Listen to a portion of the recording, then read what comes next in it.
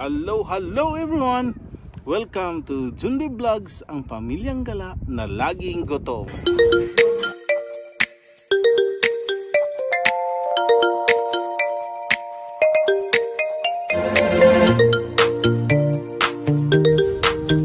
And guys, andito tayo ngayon sa Pigeon Lake.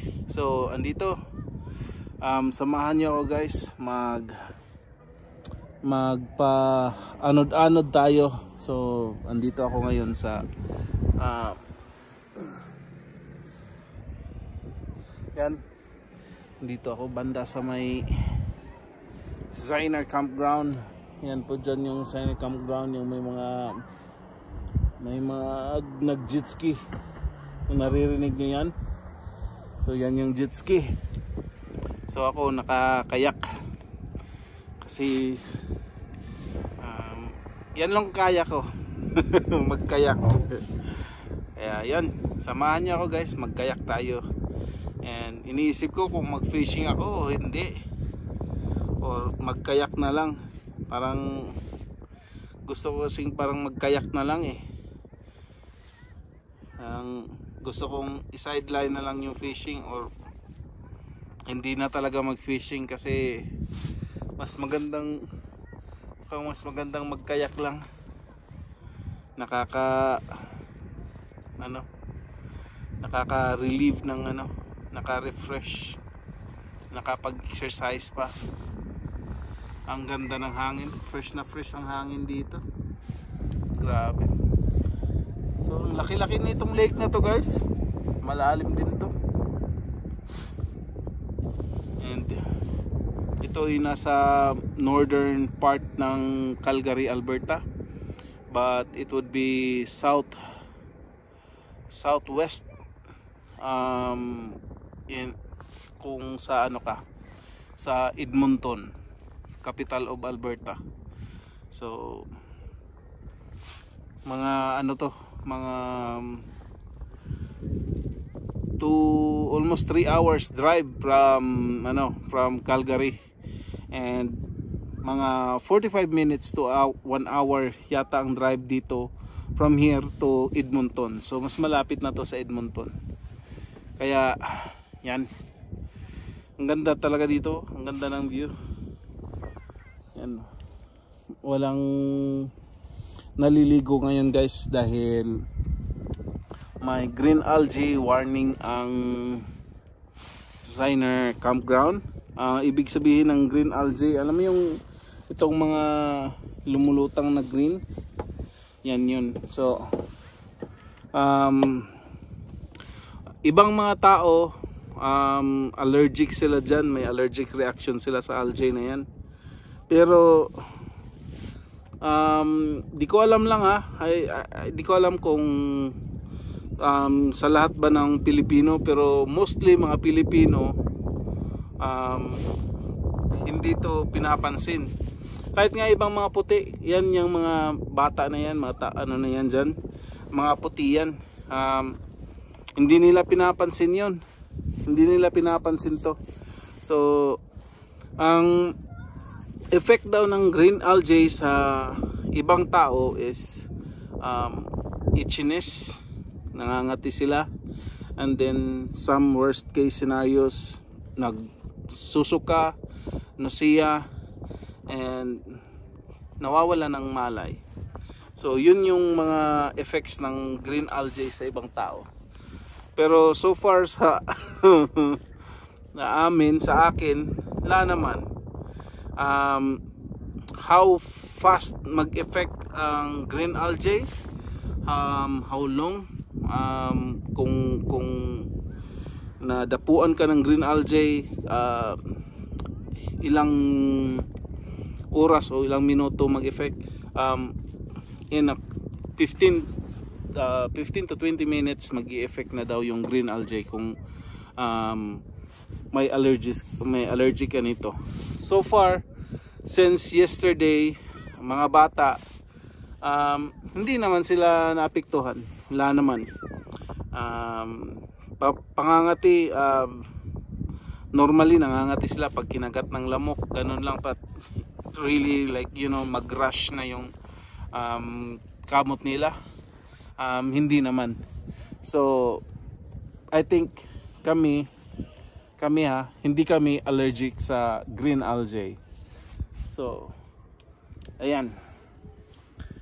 Kaya yun, yung kanina mga bata naglalaro doon sa beach kasi hindi naman sila affected doon, hindi sila tawag nito, hindi sila nangangati, kaya naglalaro sila. But if you noticed, yung iba, yung mga puti na andun lang sila sa beach, nakababad lang, naka-sunbathing lang dahil gusto lang nila magbilad sa araw. Hindi na sila naligo. So yan guys, ang green algae nag-start siya dito noong July, kasi yung green algae nabubuo siya sa mainit na panahon. So sa atin, alam mo yung lake doon, yung mga sapa, pag may mga lumulutang na green, lalo na pag mainit na mainit, yun siya. Pero dito kasi masyadong nagmamalasakit yung government dito. So para sa mga taong nagbibigay sila ng warning, para sa mga taong mga mahina yung resistensya ng green algae. Kaya yan. So yan guys, ang haba-haba na ng kwento ko sa inyo. Sana may na-share ako, na ibahagi akong information. And thank you so much guys for watching. Please don't forget to like, share and comment down below what you think and what you know about green algae, about our content today. Just let me know guys. I will get back to you guys as soon as I can. So also don't forget to subscribe if you haven't subscribed guys. Thank you so much guys. Bye for now and see you guys on our next video. Okay, let's go back to the shore.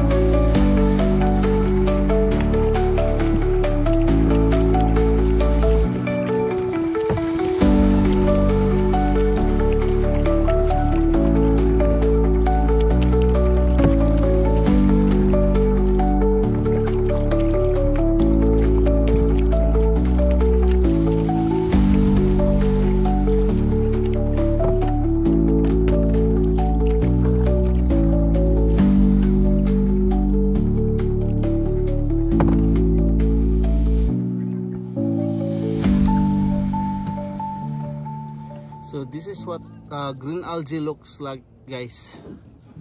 So it's kinda like round. Yan, ganyan. Yan yung mga green algae. So yan, mga bilog-bilog siya na parang maliliit. So